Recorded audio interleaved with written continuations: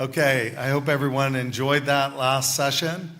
I'd just like to emphasize one thing about that session is one of the reasons I've always enjoyed this and brought them here is a lot of times we are preaching to the choir, right? People in this room, you guys are coming out on a Friday night, you believe in the gospel. But I want you to see that Andy didn't talk a lot about science, but he's a high-level scientist, and I just don't want that to be missed, that these scientists who are living their lives for science, God's gifted them this way, but that they know the gospel, and that's where they stand, and that's why they're here, is because they love the gospel and they believe the Bible. So the next speaker, I've just met Stewart on this trip, just like you. I've listened to him. He was so gracious a couple years ago when we were thinking of having Andy back after the last time he talked, and he came with a high recommendation from the Malakars in India, and Peter said, make sure that you invite Stewart. So I did, and it was really quickly, and it was very easy. I said, would you come? And he said, I will come. And it's just been wonderful and delightful. He's made everything just about as easy as possible, and it's just been a delight to get to know him. I feel like I kind of get to know him because I've got to watch some of his videos and things, and he's a very gentle spirit. He loves the Lord. It's obvious that he is a gospel believer, and God has just gifted him in science. So here's just so that you can read these accolades, but he's a professor of engineering and design, so that's where his base is. And when you watch his videos, it's really incredible to hear. So he's doing some of these things on a very high level. I don't know if it was mentioned already, but he's worked with the Olympics in Rio, and he's going to work with the Olympics in Tokyo, right?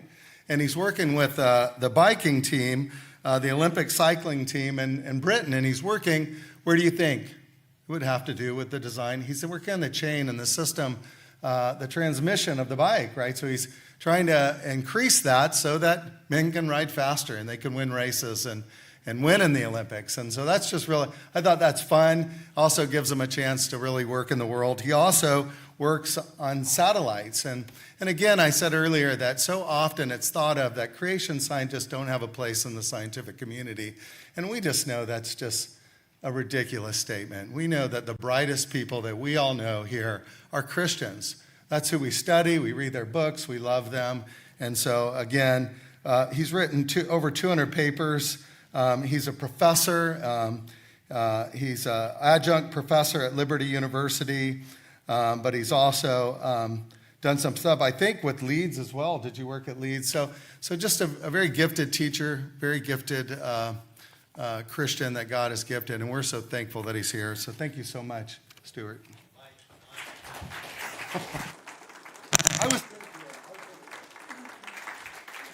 And also you can check in. The two things I was supposed to remember. Thank you so much for your welcome. This evening I want to really encourage you about how special your hands and feet are. Interesting, I've worked with NASA and ESA, the European Space Agency. I've worked on some of the most advanced mechanical systems, but engineers would say human hands and feet are the pinnacles of mechanical design, far more special than anything NASA have made. So I'll be describing that in the talk. But in the last talk by Andy, he was mentioning that Jesus' hands and feet were nailed to the cross. So there's a kind of a double reason the hands and feet are very special. I just mentioned one quick story about the Olympics. My time with Team GB started in 2013. I had a phone call from the British Olympic cycling team, and they said one of their spies had seen that the American bike was looking a bit different. And they said, why have the Americans put the chain on the opposite side of the bike to where it should be? If you're a keen cyclist, you'll see the chain wheel is on the different side. And they couldn't work it out. And I was the UK chain expert, so they asked me. And I said, the reason they've done that is so the chain can be on the inside of the track, because the bicycles go round anti-clockwise on the track. And I said, because it's on the inside, it goes a few centimeters shorter around the track, and therefore the aerodynamic drag is a tiny bit smaller. So they're trying to get a marginal gain on the chain. And then they said to me, how many meters could I save them with a better chain on a 3-kilometer pursuit or 4-kilometer pursuit? And I said about 11 meters. So they said, can you work for us, please, to redesign the chain for the Rio Olympics? And I said, on one condition, you have to give me an Olympic tracksuit. So that came in the post the next day. And then I can tell you that in the Rio Olympics, Team USA did really, really well. They came second to Team GB. And the same has happened on subsequent. So I was invited to present at the Royal Society. On the right, I'm next to a government minister who said, well done for beating the Americans. And I exhibited the bicycle and the chain to 14,000 visitors. And Team GB said, lots of people are going to say, what is the secret to the better chain? But you cannot tell them all those designs. So you've got to think of some abstract thing to tell them. And I said, don't worry, I know exactly what I'm going to say to people. So when people say, especially the Americans, when they said, what's the secret? I said, the secret is a biblical worldview. That is the secret. And the reason I say that to the Americans is there's an atheist in America called Bill Nye, and he once said, biblical creation will hold back science. So if you meet him, say that's the reason why the Americans did not win gold at the Rio Olympics. So why is creation doctrine so important? Well, one reason, we need to be thankful, like the psalmist David. I will praise you because I am fearfully and wonderfully made. Secondly, it's good to be confident in God and God's word. When the psalmist said, the heavens declare the glory of God, he was confident in creation. One of the reasons Andy and I give these talks is to help Christians be confident in their belief in creation, because the devil wants people to doubt. Also, because believers have no excuse. Many people will say to God, but Bill Nye told me there was no creator. But that will not be a valid excuse before God. So this is really important for evangelism. And I would say Origins is in the front line of the spiritual battle today. So this is an important topic for today. Last week, I was on a little speaking tour in Germany, in Europe.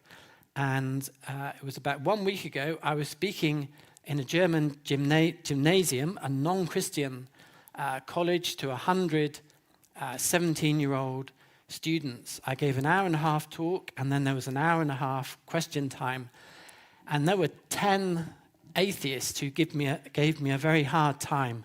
I felt like I'd been in a boxing match at the end. And part of me wondered how useful the talk was. But at the end of the talk, 3 German students came up, and they hadn't asked any questions, but they said they were very interested in the whole concept of creation, biblical creation. So they were really interested. And then I realized then some of the quiet students were actually quite interested in what was being said. But the most encouraging thing was, I mentioned very briefly I had a website. That night, I checked my website. Normally, I only get 5 people each day look at my website, but I noticed there were 55 hits, and 50 were from Germany. They were 50 students out of the 100, and they had looked at an average of 8 pages of my website. So what seemed like a not very profitable time with these very vocal minority of students who were obviously atheists and LGBT as well, there were quite a few students very interested. So this is a really important topic.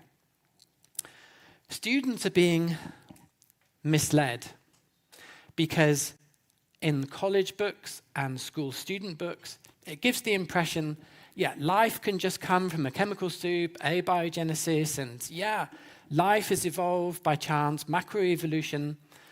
what I find frustrating is when I'm in an academic setting at the university, I ask my professor of biology academics, do you believe in abiogenesis? And they say, no, I don't. It's like black magic. There's no evidence for it. So I say to them, why do you allow students in colleges and schools to be given books saying that professors believe it happens? There's evidence for it, because in academia, they know there's no evidence for it. So students are being misled. And my colleagues say it's too complicated to explain to the students. There is no evidence for abiogenesis. They'll ask all sorts of awkward questions, so it's just easier to let them think there is evidence. Let me just give you an example of this.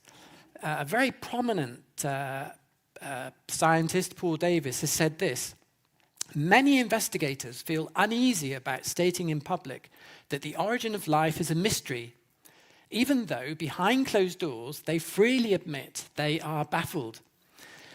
Now, I'm an academic and he is, so I'll interpret what he's saying. First of all, there is no evidence for the origin of life. They do not have a clue how life could come from a chemical soup, and yet students are told it can happen.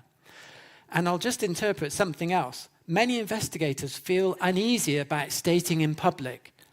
What they're saying is students are being misled. In fact, that's not really strong enough, is it? Students are being taught lies. They're being lied to that there is evidence for evolution, evidence for abiogenesis. I have spoken to so many biologists in academia the last 30 years. I've never met a biologist who's confident in abiogenesis, the idea that life could just spontaneously arise. The only people I've met who are confident in evolution and abiogenesis are theologians, because they think biologists believe it, but they don't know that biologists don't believe it. It's a really frustrating thing. Claims of bad design in the human body. There are 4 books here. There are some others as well. And these books, which students are being shown, they're claiming bad design in the human body. These authors hate God. They hate the Bible. They don't acknowledge that in their books. But they're claiming to students there's bad design, and therefore that supports evolution. But these books are full of false science. But sadly, it's these kind of books that students are being shown. So there is a real spiritual battle going on, very real, in academia especially. So why do complex systems require intelligent design? Innovation does not happen by chance. This is something I'm trying to explain to biologists. Natural selection cannot innovate new concepts. You sometimes read in a biology book, natural selection is a powerful force. It's amazing what it can do. Selection can do precisely nothing. Only if you have concepts to choose from can selection do anything. So when a biologist says natural selection is powerful, it's a complete nonsense. Every engineer knows selection is actually the easy part. The hard part is creating innovative concepts. And biology has superior design to technology. These are some of the projects I've worked on. I've worked on robotic and prosthetic hands and feet and knees. So now moving on to hands and feet, starting with our hands. Innovative concepts are a hallmark of design. This is the Achilles heel of evolution. It cannot create an innovative concept. And I'll give you an example from the EnviSat satellite that I worked on.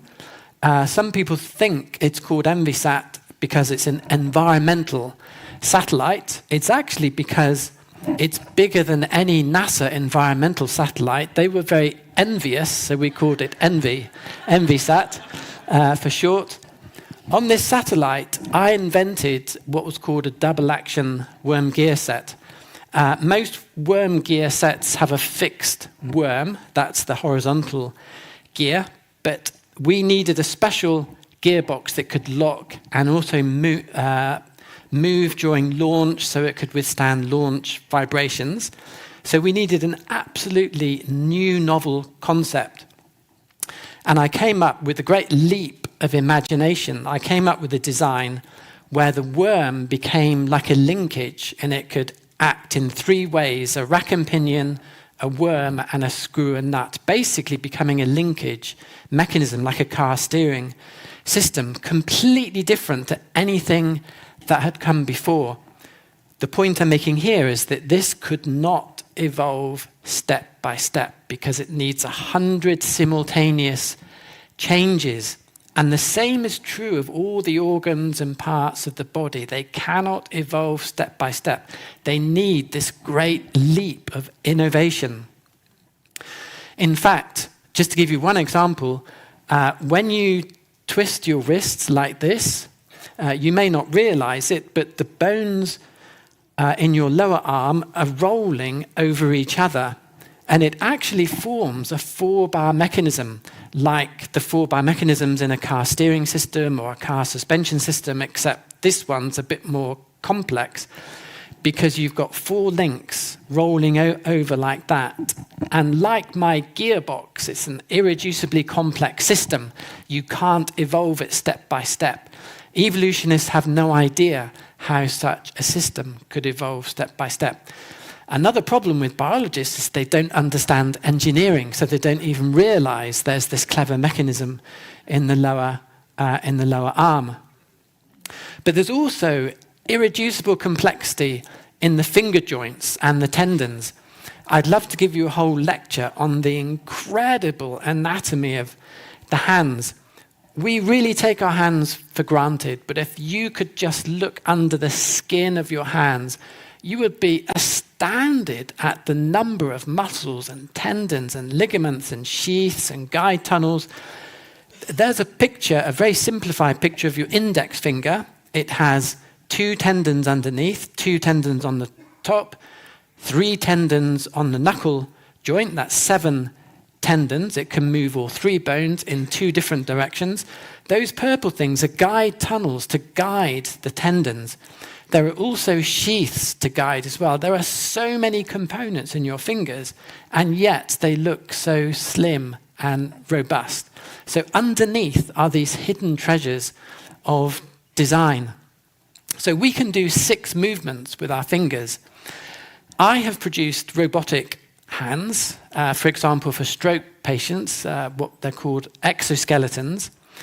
And it's been very humbling studying human fingers because engineers cannot copy the functionality and precision of what we see in the hand. It's a very humbling experience trying to copy what God has designed. So no engineer can produce all of these functions in a robot finger as small as human fingers. I'm going to very briefly show you how those tendons could produce these different movements. It's extremely complex. I start with the simple ones. So when you want to do a clenched fist called flexion, you have a tendon underneath and you do this, mostly from muscles in your lower arm. So your brain says to a muscle in here, tighten, and then it pulls your fingers down. You also have tendons on the top of your fingers, so your brain then says, now pull your fingers up. So it's down and up with those 2 tendons. Engineers can just about do that. I've done that on a robotic hand. The tendons are like bicycle cables to a brake. You know, you pull in the brake lever, pulls a long cable, and it closes the brake. That's basically what's happening on your fingers. Your muscles contract, and it pulls this long precision tendon to give a precision movement. What's clever about your fingers is you then have a second set of tendons on the top and bottom. They don't go to the last bone, they go to the intermediate bone. That means, as well as doing a clenched fist, you can do a half finger flexion. Because for skillful tasks, sometimes you don't want to do a full flexion extension, you want to do a half one.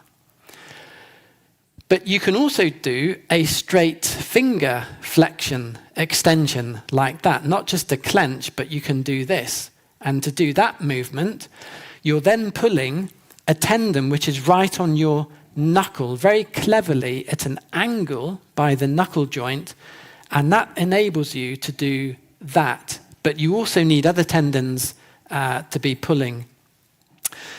But then we get to an incredible movement. This is what engineers call the impossible movement. Engineers really struggle to do that.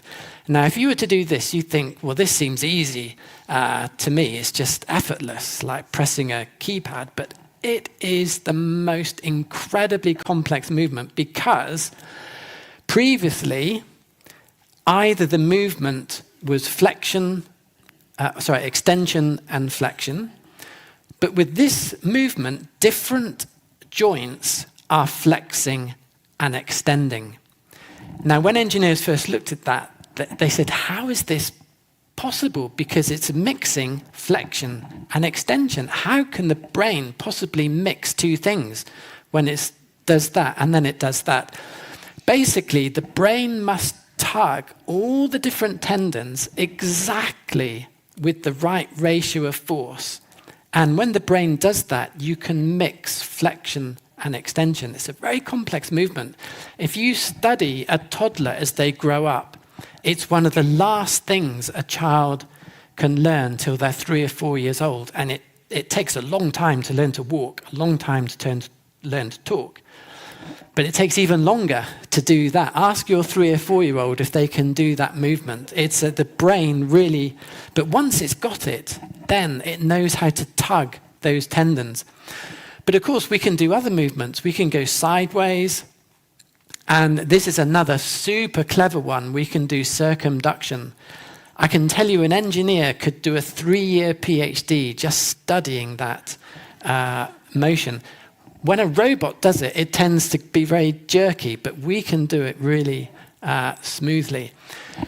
The hand, it's the pinnacle of mechanical design. NASA could not design that human hand. Another hallmark of design is integration. On a spacecraft, you have tens of thousands of parts that have to be integrated.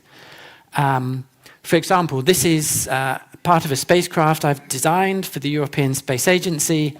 I had to do 10 kilometers of wiring, getting the wires from the solar array into the spacecraft, weaving around structures. Sometimes I had to put a hole through a structure. The structures engineers would get very annoyed with me, but I said, I have to go through your structure to get this wire from A to B, or to put holes to get the wires into boxes or instruments or electronics. And that's what I see in the human body. There is integration. Your wrist has a carpal tunnel where all of the tendons go to get to your hand. It's a brilliant piece of integration. It has to be planned in advance. It cannot evolve. One of my favorite examples is the skull. Did you know you have about 21 holes in your skull? Not just for the spinal cord, but you have one for the jugular vein, you have them for the optic nerves, you have other nerves for your ears, 21 holes in your skull. They have to be planned. They cannot evolve. By evolution, you can't say, well, a hole appeared, and at the same time, a cable appeared, and at the same time, the connection appeared, and then another hole appeared. It all has to be planned from the beginning, the integration of a complex system. And the human body is far more complex than a spacecraft. A spacecraft has maybe 50 kilometers of wiring. The human body has over 100,000 kilometers of wiring, vastly more complex than a spacecraft. So when I looked at the skull, I thought, yeah, that's exactly what I would expect from a design system. Look at an engineering cable. Look how it compares with the cables in the human body. The human body is engineered. It's not a chemical system. It's an engineered system that has been designed. Another hallmark of design is multifunctioning. My gearbox had 3 functions, rack and pinion for launch, worm gear for deployment, and a screw and nut for locking. It was a very hard thing to do. But in the human body and other creatures, you see incredible levels of multifunctioning that give a very compact, efficient design. In fact, last year I published a paper in a secular journal called Biomimetics, and in that paper I said engineers need to learn from the multifunctioning we see in biology, in the natural world. And one of the key examples I gave was the wrist joint. And I said the wrist joint is a marvel of engineering because you have 8 bones in the wrist joint. You can see the 8 bones here. And I said the arrangement of those 8 bones is absolutely exact to give 4 different functions. One for flexing the wrist, other for the abduction of the wrist. But it also, they're aligned. If you look at the 3rd column, they are so aligned that they perfectly give 2 load columns through the fingers. So they're aligned with the fingers as well as performing the other functions. And then on the 4th column, in the other direction, so this is a 3-dimensional puzzle, in the perpendicular direction, they then form another arch. So I said, this is incredible. And engineers have never done that with 4 elements to produce 4 functions like that. I would love to have given praise to the creator, but it was a secular paper. But at the end of the paper, I did put this in, and the reviewers allowed me to put this in. This was really encouraging. I said complexity in biological systems is sometimes labeled as an emerging property by evolutionists. However, it is very difficult to explain how a multifunctioning system could emerge from an initially single-functioning system. Therefore, multifunctioning in biological systems such as limb joints presents a major challenge of irreducible complexity for evolutionary biologists, and the referees allowed me to put that in. I was very encouraged by that.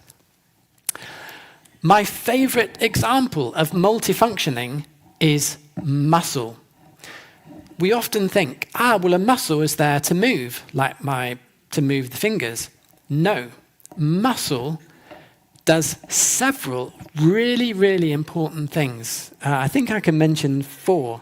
So moving is only one of what muscle does. Secondly, muscle gives shape to the body. Without muscle, we wouldn't have a shape, and it's a beautiful shape. God is such a genius of a designer that he can make exactly the right muscle for actuation at the same time to give a perfect shape to the body. There's no compromise, it's just perfection of design. Muscle also heats up your blood. Your blood goes through the muscle, and most of your heating of blood comes from muscle. So that's 3 things, but my favorite 4th thing, and this just gets ridiculously good design, outrageously good design. God also places muscle where you need protection and cushioning. So on your backside, God puts a lot of muscle there. They're glutes, your biggest muscles, so that you can sit in comfort. An important detail of design.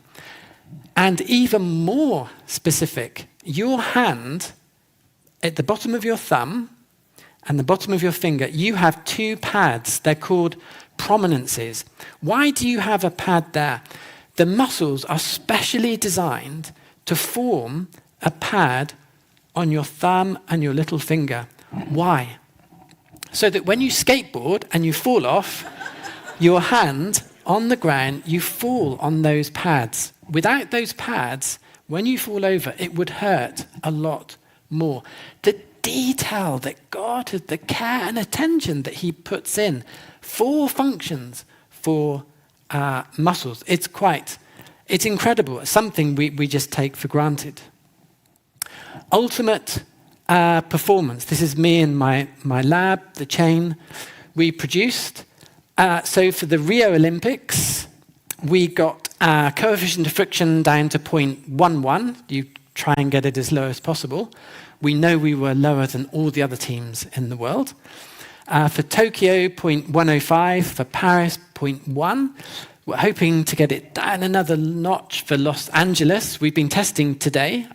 I know my researchers are testing today. And we started testing even before Tokyo for the Los Angeles Olympics. It's getting harder and harder. I said to one of my researchers, we need to look at synovial fluid. I probably can't copy it because it's kind of a special molecular structure. But can you tell me what the friction is? Because we've got the world's leading level. It's probably lower than ours, but can you tell me what it is? Maybe it's 5% lower. So my researcher came back and he told me, and I said, I can't believe what you're saying, because it's 0.002. I've actually exaggerated. If I drew its actual level, you wouldn't actually see it. It's so small, and we could not believe, how can it be 0.002? That's just an outrageous performance. How is that possible? It would take us 1,000 Olympics to get anywhere near that. And we looked and we found it has these incredible physical effects. It combines a lot of physical effects at different scales, something we cannot copy as engineers. It also has a very cartilage is special. It's like a sponge. It absorbs the synovial fluid. There are levels of detail that we just cannot copy. But this is what happens when you have human design and God's design. God wins by a lot every time. Ultimate performance. Did you know there is an Olympics for knitting? And the current gold medalist is a Dutch woman. It's always a woman, but it's a Dutch woman at the moment. It takes 8 steps to make one stitch with your hands. And so the Olympics is how many stitches can you make in 60 seconds? I would make one, I think, in 60 seconds. But the world record is 118 stitches in 60 seconds, 944 movements in 60 seconds. It's quite astounding, the skill levels of our fingers.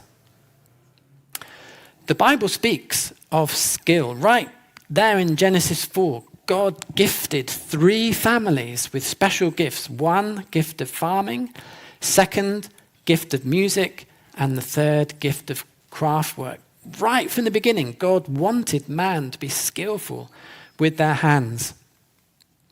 Interestingly, in Exodus, it speaks of God blessing particular skills to men and women.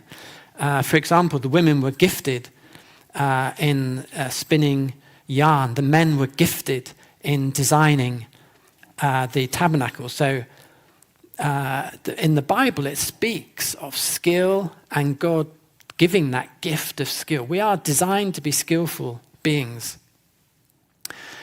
The human hand is very unique. We can make a pinch grip with every finger. We can make a tripod grip. We are designed to hold a pen and to write and to draw. Ape hands are designed for strength and toughness. They cannot make a pinch grip. It's like chalk and cheese comparing a human hand with an ape hand.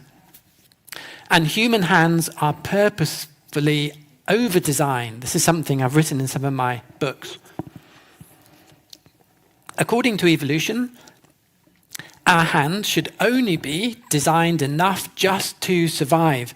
In fact, if you read this paper at the bottom, it says the purpose of a human hand is to form a fist and punch someone in the face. That's what your hand is for, which is not a good thing to teach children just before they go to the playground at school. But this is how ridiculous the theory of evolution is. It has a low view of man, and it has this crude explanation for different parts of our body. Our hands are clearly designed for skill. Why can we do that stitching and piano playing if we had just come from apes, just to punch each other? By the way, the reason we can make that kind of grip is so we can hold a squash racket and play that wonderful sport.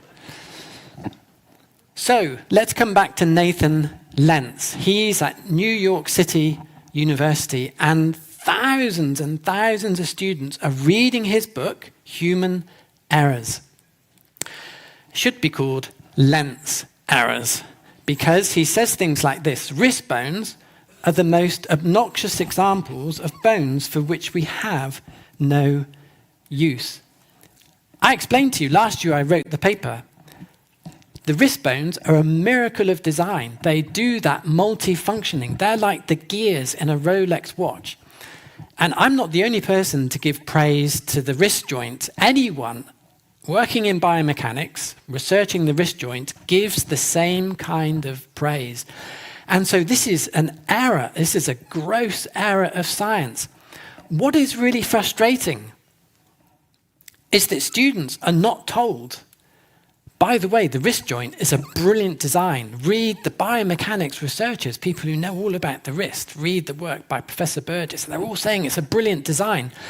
Nathan Lentz has never studied biomechanics. He's never studied the wrist. So why does he say that?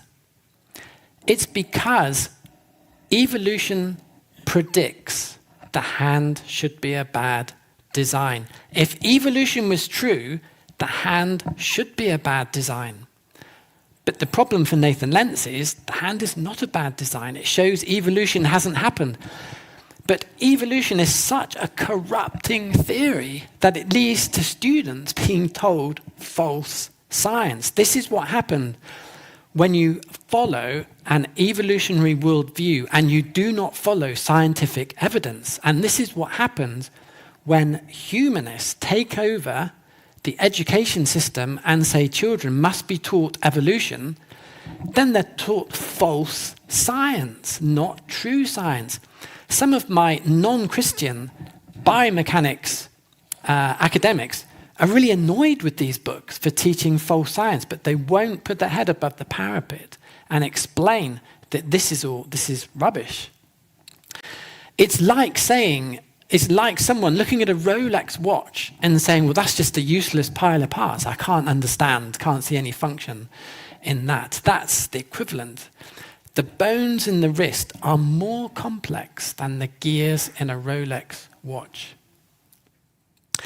So quickly, the unique human foot. You may not realize this, but your feet are some of the most beautiful parts of your body, and I will explain why. First of all, your ankle joint is a wonderfully complex functioning joint. You may have wondered, why do I have two bones in my lower leg, the fibula and the tibia? Well, I can explain. It gives stability to your ankle joint. It's like a car suspension system. It's another 4-bar mechanism, an irreducibly complex mechanism, like the lower arm, but instead of folding over, it's like a parallelogram mechanism. Brilliant linkage mechanical design that gives you stability to your ankle. There's also integration. The human foot is unique in being an arched structure. An ape foot is like a hand, very flexible, but we have this completely unique arch structure. In fact, 3 arches which are integrated. It's a fantastic design. In the same way that a Roman arch is a very strong structure, so the human foot is a strong structure, except the human foot is more complicated because all the ligaments can make the arch flex as well. What is really impressive about the human foot is that it can be both stiff and flexible. When you push off in running, your foot becomes a stiff lever, very stiff lever. When you land on your foot, all of a sudden, your foot reconfigures and becomes a soft element. And it happens so fast, you're not really thinking about it.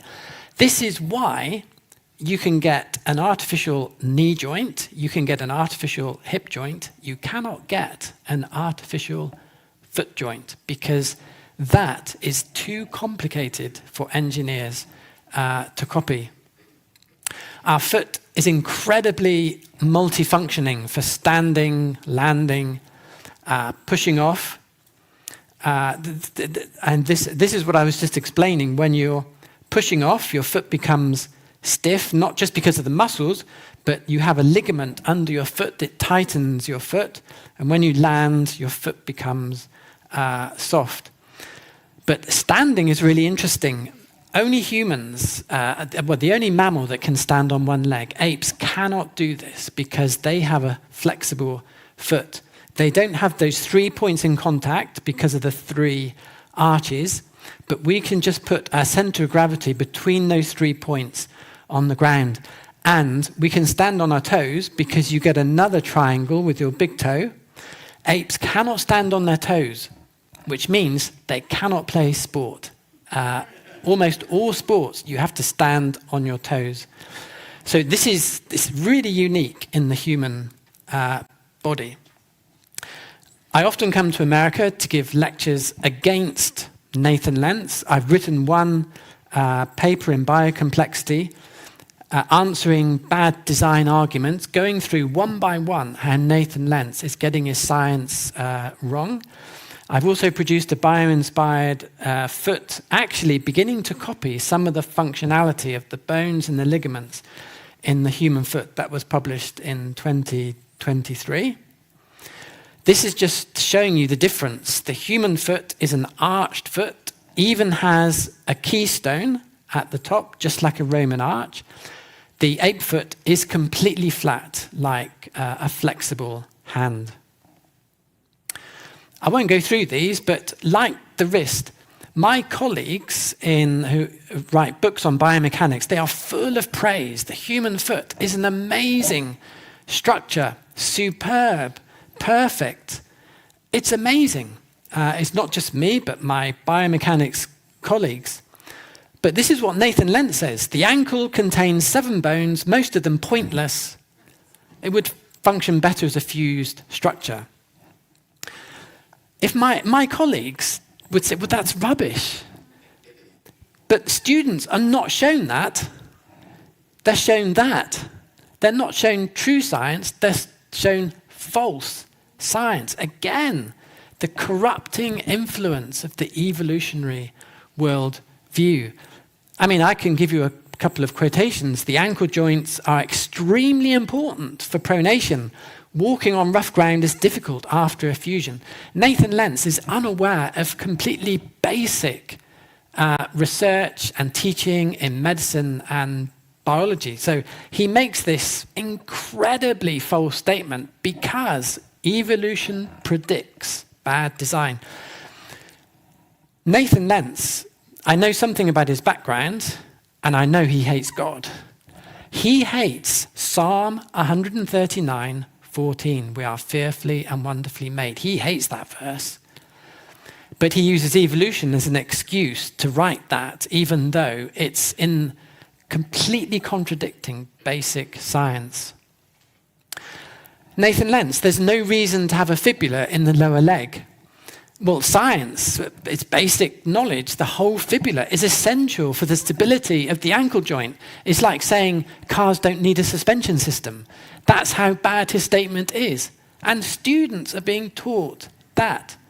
Many, many American students are being taught that. Just a brief word about Darwin's iconic homology argument. You may remember this from your days at school, or if you're a student, you might have seen this. This is where evolution began.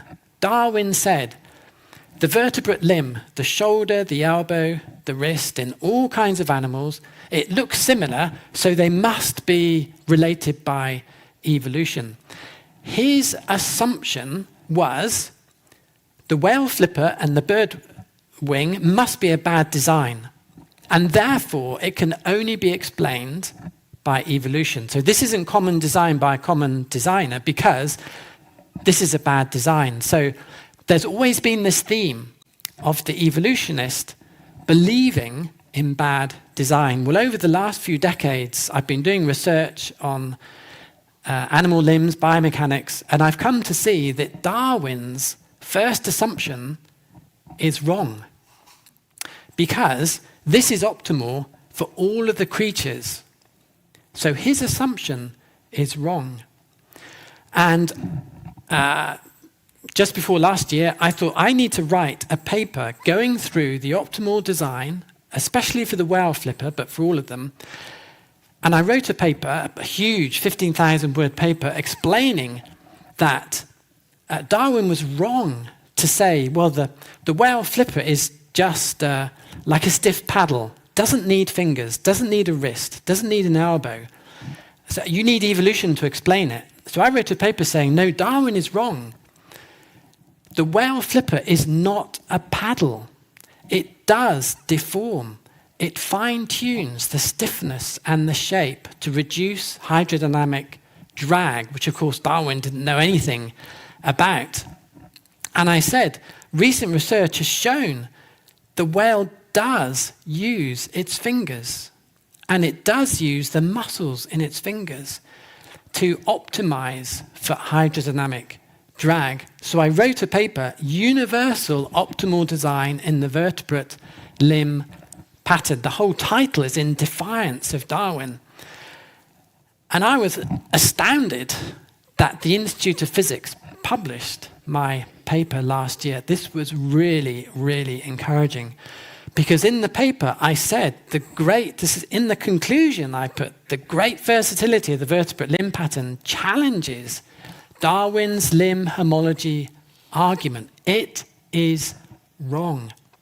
And it's been in every biology book over the last 160 years. Darwin's homology argument. It is basically wrong.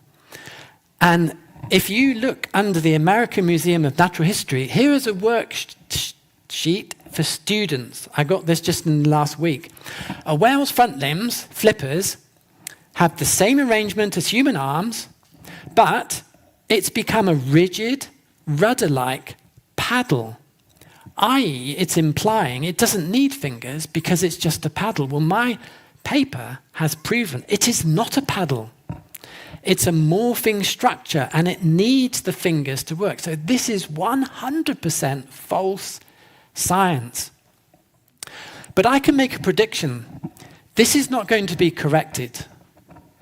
Why?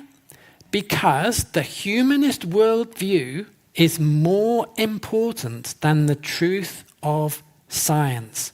That is the sad state of affairs today.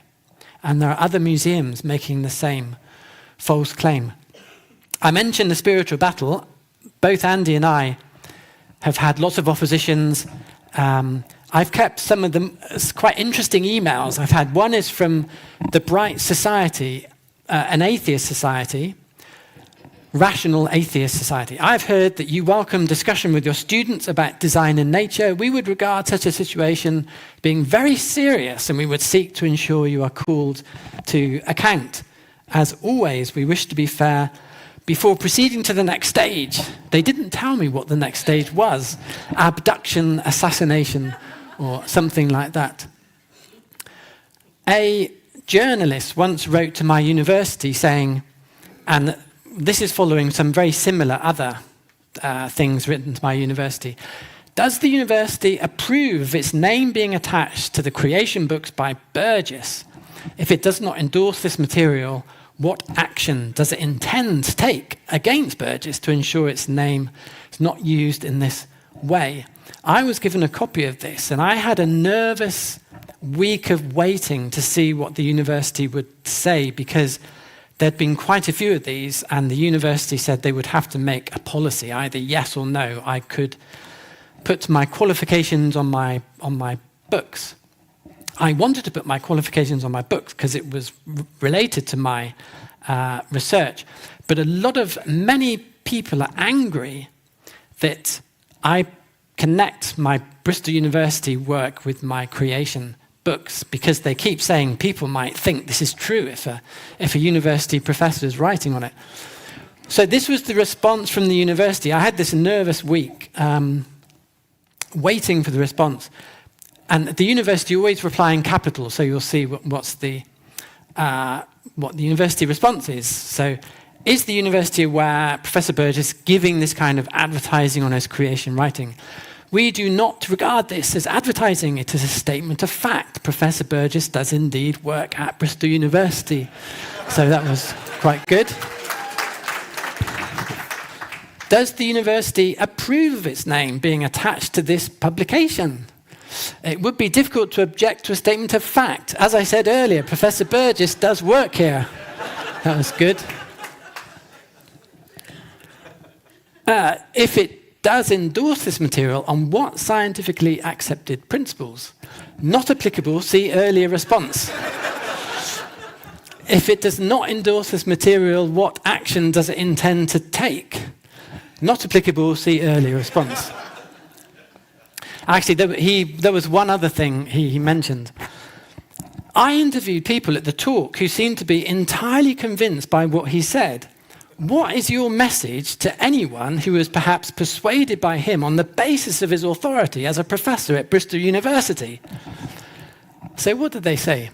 It is for people to make up their own minds about such matters, not for the university to suggest what they should or should not think. So that was... universities don't always support, but I'm very grateful to my university for support. So why is it important? We need to be thankful.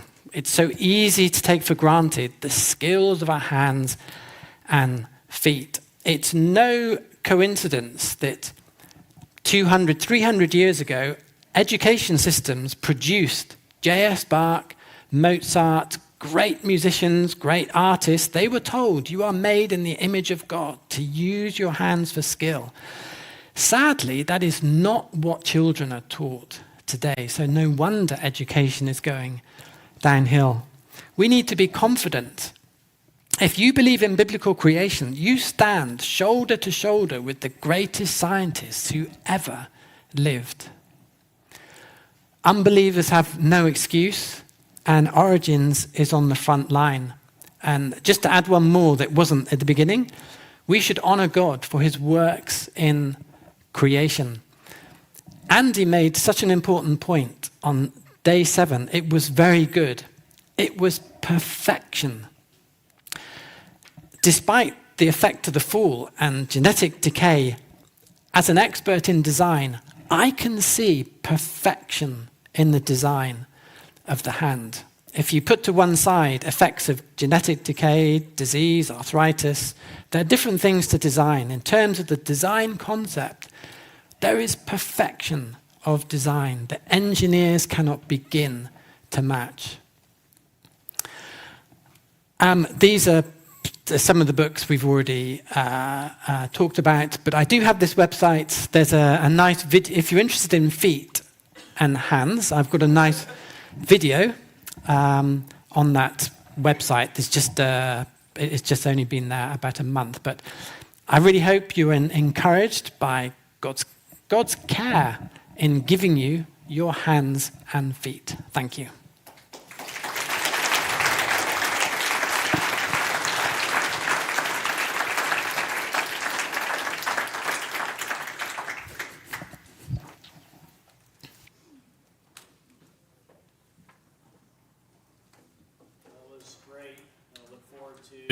More of this in the morning for sure.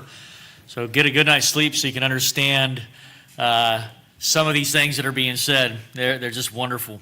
We have a great God, and what a blessing to have these men who are with a biblical viewpoint in these places. So thank you both for what you said tonight.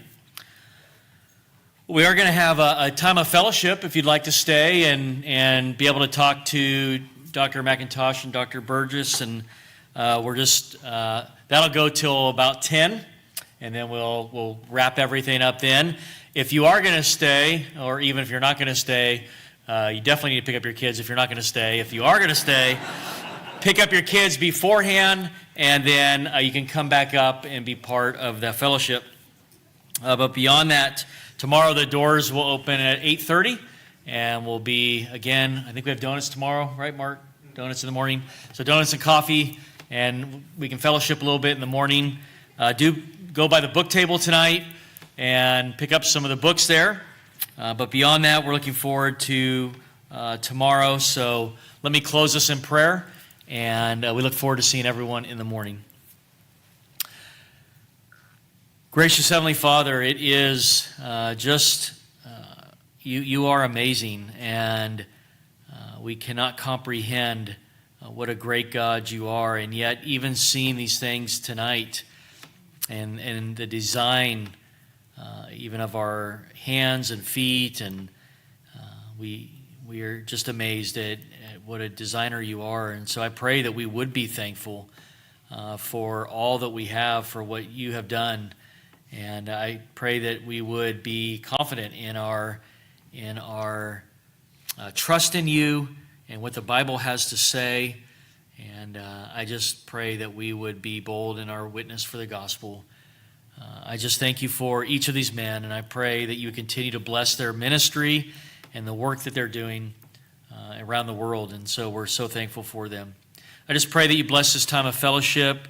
I pray that you would grant us safety as we head home, and that we would get some rest tonight, and so that we could come back tomorrow. And I just pray all this in Jesus' name. Amen.